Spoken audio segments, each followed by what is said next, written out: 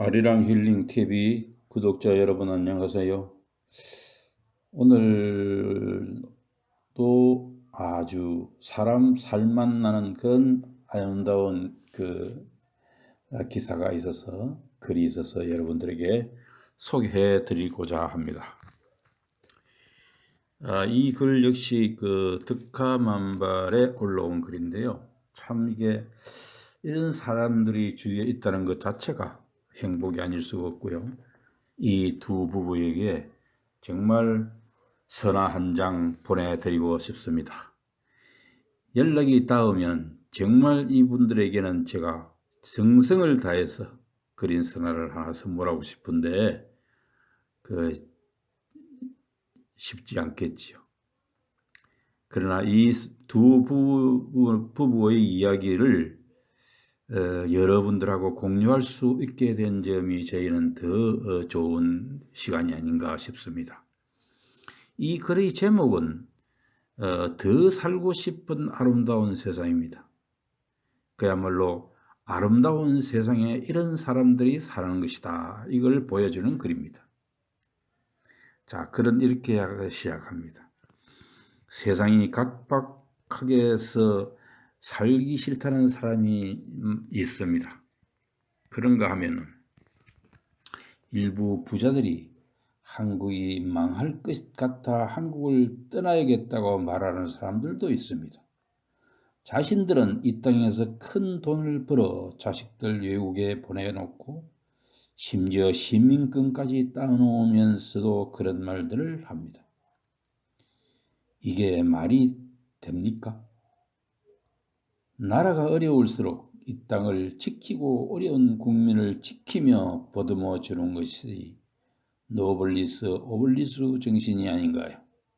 그래도 저는 우리나라가 살만한 세상이고 지켜야 할 좋은 나라라고 생각하고 있습니다. 양천구 신월동 인근 재래시장에서 지나가던 손수레가 길가에 세우던 외제 승용차 아우디 차량의 앞부분을 긁은 사건에 관한 이야기를 해드릴까 합니다. 7살 정도 보이는 어린 손자가 할머니 손수레를 끌고 가다가 도로 옆에 주차한 차량의 앞면을 긁고 지나갔습니다.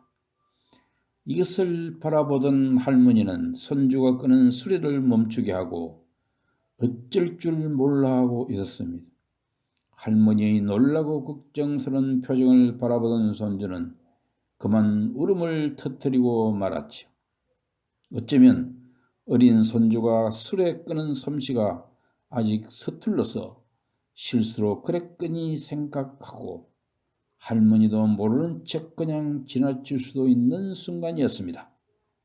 그러나 할머니는 손주에게 수레를 멈추게 하고 차 주인에게 어떻게 해야 이 일을 알릴 수 있을까라고 생각하고 있었습니다. 이때 차 주위를 지나가던 사람들이 이 광경을 보고 웅성대기 시작했습니다. 그 웅성거림 속에서 요즘 사람들의 세트를 느낄 수가 있었습니다. 손수레 안에는 콩나물 한 봉지와 손주가 좋아해서 산 것으로 보이는 바나나 한 송이가 놓여 있었죠. 이 글을 기고한 게시자는 이렇게 쓰고 있습니다. 콩나물 한 봉지와 바나나 송이를 보는 순간 제 마음은 편치 않았습니다. 할머니와 손주는 비록 가난하게 살지만 남의 차량에 손수레를 커다란 흠집을 내고 그냥 돌아설 양심은 아니었습니다. 주변에서 보고 있던 한 학생이 할머니가 핸드폰이 없어서 차주에게 연락 못하시는 것을 알아차렸습니다.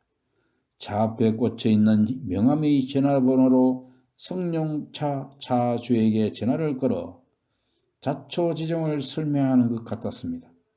잠시 후에 드디어 40대로 보이는 차주와 한 아주머니가 나타났습니다.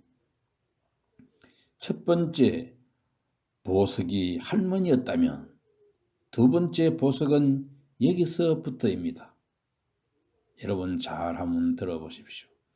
오늘의 주인공은 이 두 부부입니다. 차주 부부는 현장에 도착하자마자 할머니에게 고개를 숙이며 오히려 정중히 사과하는 것이었습니다. 죄송합니다.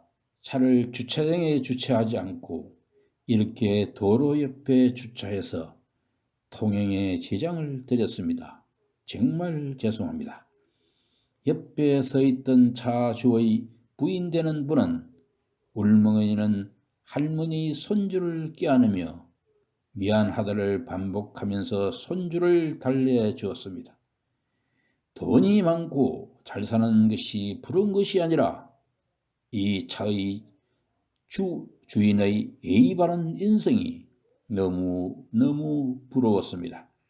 이 사연을 게시한 기고자는 집에 오는 내내 오늘 나는 정말로 멋진 사람을 만났다라고 생각했다고 합니다.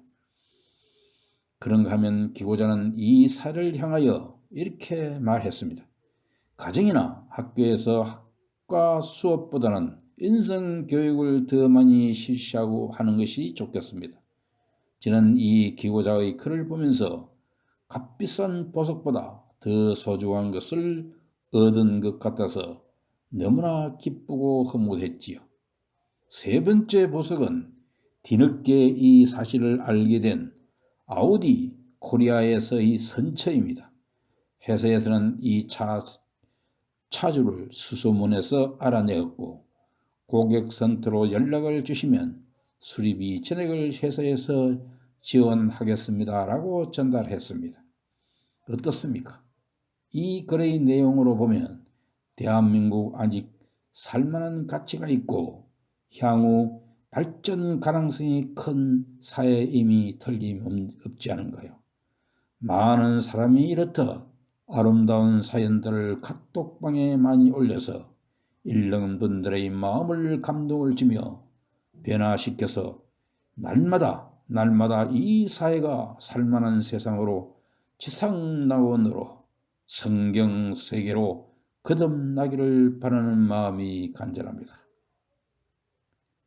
우리 한번 맺은 인연을 소중히 여기고 슬플 때나 기쁠 때나 한결같은 마음으로 묵묵히 곁을 지켜주며 변함없이 한평생을 함께 살아가는 사람이 되면 좋겠습니다. 그리고 남의 비밀을 끝까지 지켜주어 허물을 감싸주고 작은 잘못이나 부족한 점을 고운 눈길로 이해해주며 남의 말을 함부로 옮기지 않는 고마운 사람들이 되면 참 좋겠습니다. 또한 어려운 환경에서도 좌절하지 아니하고 꿋꿋이 슬기롭게 고통을 이겨내며 인간 성계의 삶을 살아가는 사람들을 가졌다고 뽐내지 아니하고 가진 자에게 아부하지 아니하며 없다고 비굴하지 않고 없는 사람을 차별하지 않는 사람이 살아가는 우리 나라가 되면 춤을 추겠습니다.